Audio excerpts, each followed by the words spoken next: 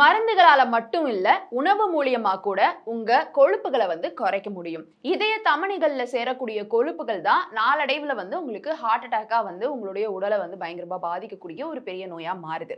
So initial ஸ்டேஜஸ்ல இருந்தே உணவு கட்டுப்பாடு அப்படின்றது இருக்கும் பொழுது பெரிய பெரிய பிரச்சனைகள்ல இருந்து தப்பிச்சுக்க முடியும். அப்படி இதய தமனிகள்ல கொழுப்பு சேராம இருக்கிறதுக்கு என்னென்ன உணவுகள் சாப்பிடலாம்? சோ அது என்னன்றது தெரிஞ்சுக்கிறதுக்கு முன்னாடி ஆஃப் கோர்ஸ் நீங்க வெளியில நிறைய ஃபுட்ஸ் சாப்பிடலாம். ஜங்க் ஃபுட் சாப்பிடலாம். இதனால பாடியில இந்த கொலஸ்ட்ரால் இது எல்லாமே அதிகரிச்சு போய் இருக்கும். இதுல இருந்து நீங்க தப்பிச்சுக்கிறதுக்கு அப்பப்ப பூண்டை நீங்க சேர்த்துக்கணும். பூண்டுல அல்லிசின் அப்படின்ற ஒரு சிறப்பு கலவை இருக்குது. இது உடல்ல இருக்கக்கூடிய கெட்ட கொழுப்பு, அதாவது எல்டிஎல் கொலஸ்ட்ரால குறைக்கிறதுக்கு ரொம்பவுமே உதவியா இருக்கு. சோ குழம்புகள்ல எல்லாம் பூண்டு போடுறாங்க, இல்ல பூண்டு குழம்புலாம் வீட்டுல செய்யறாங்க அப்படின்னா அந்த பூண்டை எடுத்துக்க நல்லா கடிச்சு சாப்பிட்டுருங்க.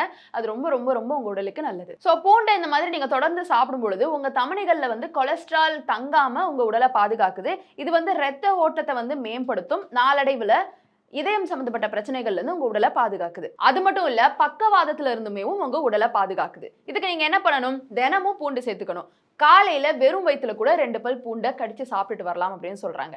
மென்னு சாப்பிட பிடிக்கலனா குட்டி குட்டி குட்டியா நீங்க பீசஸா கட் பண்ணிட்டு கொஞ்ச நேரம் வெளியில வச்சுட்டு அதுக்கப்புறமா நீங்க கொஞ்ச நேரம் அது ஒரு மாத்திரை மாதிரி கூட தண்ணி ஊத்தி நீங்க குடிச்சுக்கலாம்.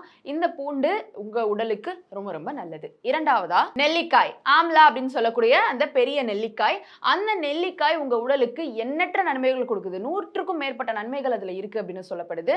விட்டமின் சி முக்கியமா அதுல ஜாஸ்தியா இருக்கு. இது தமனிகளை வலுப்படுத்துறதோட சேர்த்து கெட்ட கொழுப்பையுமே கரைக்கிறதுக்கு உதவி பண்ணுது. இது கெட்ட கொழுப்புகள் அப்புறமா ட்ரை கிளிசரைட்ஸ் இது எல்லாத்தையுமே குறைச்சு நல்ல கொழுப்பு, அதாவது HDL உடைய அளவை பாதுகாக்குது, உயர்த்துது. சோ ஆயுர்வேதத்தின் படி இந்த நெல்லிக்காய் அப்படின்றது உங்க உடலுக்கு மிகவும் நன்மை கொடுக்கக்கூடியது.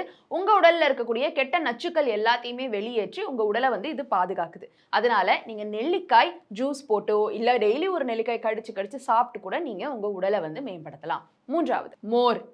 ரொம்ப ரொம்ப ரொம்ப சீப்பஸ்ட் ஒரு ட்ரிங்க் அண்ட் எவ்வளோ காஸ்ட்லியஸ்ட் ட்ரிங்க். நீங்கள் கடையில் போய் அந்த மாக்டெயில்ஸ் அண்ட் நிறைய பேக்ட் ஐட்டம்ஸ் ஜூஸஸ் இதெல்லாம் வாங்கி குடிக்கிறத விட ஒரு 10 ரூபாய்க்கு அந்த மோர் நீங்கள் தினமும் சாப்பிட்டதுக்கு அப்புறம், மதிய உணவு சாப்பிட்டதுக்கு அப்புறமா நீங்கள் அந்த மோர் குடிச்சிட்டு வர வர வர உங்களுக்கு உடலுக்கு அவ்வளவு நன்மைகள் கொடுக்குது. அதில் முக்கியமாக இந்த கெட்ட கொழுப்பை கரைக்கிறதுக்கு இந்த மோர் உதவி பண்ணுதான். இதில் புரதம் இருக்கு அண்ட் ஆல்சோ கெட்ட கொழுப்பை அப்சர்வ் பண்ணக்கூடிய விஷயங்கள் எல்லாத்தையுமே இது தடுக்குது. அண்ட் முக்கியமாக இது ஒரு ப்ரோபயோட்டிக்கும் கூட. உங்கள் கட் ஹெல்த்துக்கு ரொம்ப நல்லது. செரிமானத்தை சீராக்குது, கொழுப்பினுடைய அளவை கட்டுப்படுத்துது. இந்த மாதிரியான பல நன்மைகள் மோர்ல இருக்கு. சோ அந்த 3 ரொம்ப சிம்பிளான உங்க கிச்சன்ல கிடைக்கக்கூடிய பொருட்கள் தான். பெருசா போய் நீங்க காஸ்ட்லியா செலவழிச்சு அமேசான் கார்டுகள்ல இருந்து எடுத்துட்டு வந்த அரிய வகை மூலிகை எல்லாம் பயன்படுத்தி அதெல்லாம் வேண்டாம். பூண்டு சாப்பிடுங்க, மோர் சாப்பிடுங்க, நெல்லிக்காய் சாப்பிடுங்க அப்படின்னு சொல்றாங்க. தினமும் ஒன்னொன்னு நீங்க சாப்பிட்டு வர வர வர த்ரூ அவுட் த ப்ராசஸ் உங்க பாடியில நிறைய டிஃபரன்ஸ் தெரியும். எடுத்தோடனே ஒரு நாள் சாப்பிட்டு என்ன ஒண்ணுமே ஆகலை அப்படின்லாம் நீங்க தேடிட்டு இருக்க முடியாது. So it's a process. தினமும் நீங்க நல்லா சாப்பிடுங்க. ஸ்டில் இதுல உங்களுக்கு சந்தேகம் இருக்கு, சில பொருட்கள் உங்களுக்கு ஒத்துக்க மாட்டேங்குது அப்படின்னு டாக்டர் சாப்பிடக்கூடாதுன்னு சொல்லியிருக்காங்க அப்படின்னா நீங்க சாப்பிட்றத தவிர்த்துக்கலாம். இதை சாப்பிட்றதுக்கு முன்னாடி ஒரு தடவை நீங்க ஏதாவது மருந்து மாத்திரைகள் எடுத்துட்டு இருக்கீங்க, உங்க டாக்டரை கன்சல்ட் பண்ணணும்னா கன்சல்ட் பண்ணிட்டு நீங்க இதை ஃபாலோ பண்ணலாம்.